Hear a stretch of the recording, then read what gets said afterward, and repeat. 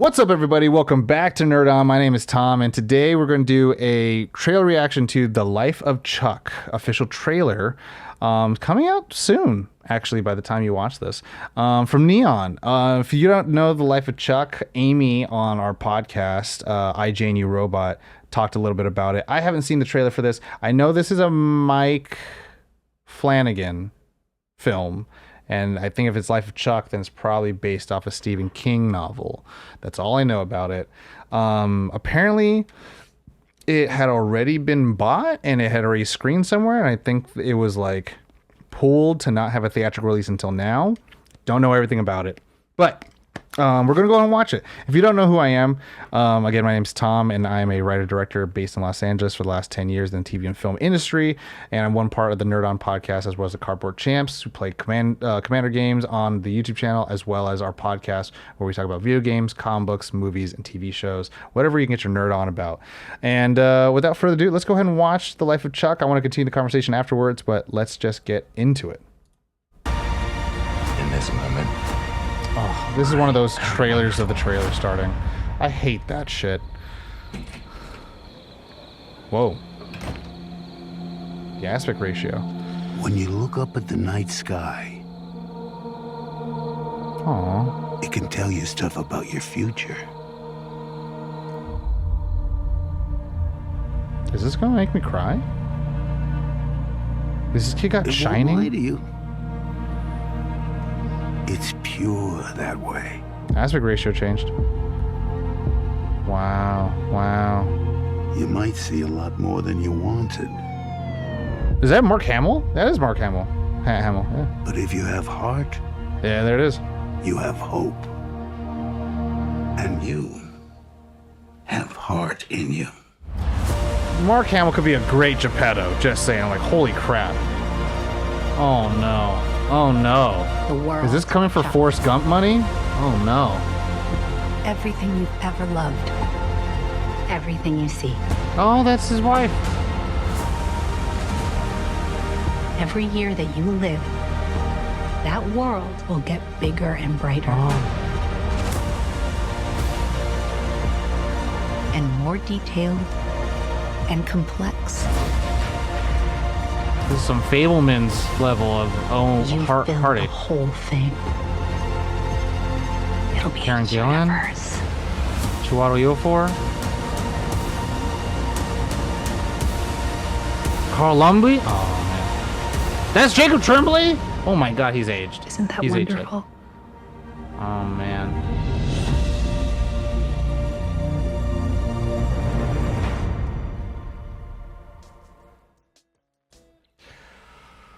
Ooh. That seemed, it's cool. I like that. I like that a lot because I feel like Stephen King, for the last, Stephen King's, that's the funny thing. Stephen King will like, oh, hey, look, Doctor Sleep, The Shining, and, Tommy Knockers, and all these other horror things, right? And then you forget that Shawshank Redemption and all this is also Stephen King. And also it's just like Stephen King's like, man, that guy's done so much, so many books. And I remember George R. R. Martin like being like, how the hell do you do that? So Life of Chuck, I mean, Mike Flanagan he's interesting. If you don't know who Mike Flanagan, because you don't watch enough TV or you watch Netflix a lot, directed, I think the first movie they directed was Hush, starring, I don't know if it was his then wife at the time, but Katie Siegel is her name, I think.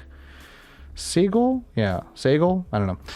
But she ended up, she's in all his work. So obviously they collaborate together, doing things like Midnight Mass, Doctor Sleep. I don't know if she's in Doctor Sleep. What other? Ding Dang, the big one that he was in that everyone really liked, The Haunting of Hill House? Something House? God dang it. Mike Flanagan, movies and shows. The Haunting of Hill House, Midnight Mass, The Fall of the House of Usher, and The Haunting of Bly Manor. Doctor Sleep, Gerald's Game, Oculus with Karen Gillan in there, and Bo-Katan from The Mandalorian, she's in there. Katie Sackhoff is in there. But yeah, so he's done all these like kind of horror films, and they're all a lot of them are Stephen King adaptations. So it's interesting that, you know, the team worked together. And I think Stephen King has a lot of trust in with Mike Flanagan. I think this is interesting because I don't know exactly what the movie's about. It just looks like it's a life of a kid who grows up and maybe goes through some bad things in life. I don't know if there's anything truly extraordinary. I don't think it needs to. I think there's a misnomer that only coming of age stories from childhood to adulthood only matter if it's like a biopic of like Steven Spielberg or something like that. But this could just be cool and lovely to watch. So I like these. To me, one of my favorite genres is the world doesn't really change, but the people inside of it do, and you know, it revolves around a person learning to like accept life or learn that life is worth living.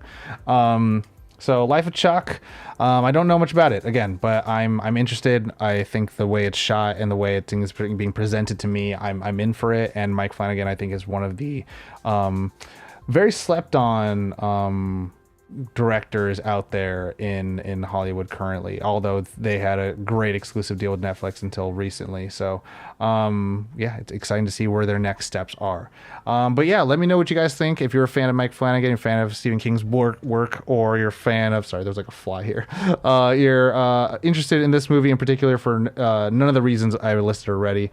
But yeah, if you want to continue the conversation, check out nerdon.tv/discord or continue the conversation in the comments. But other than that, take care of yourselves, take care of your loved ones, stay hydrated. You know the drill. As always, nerd on.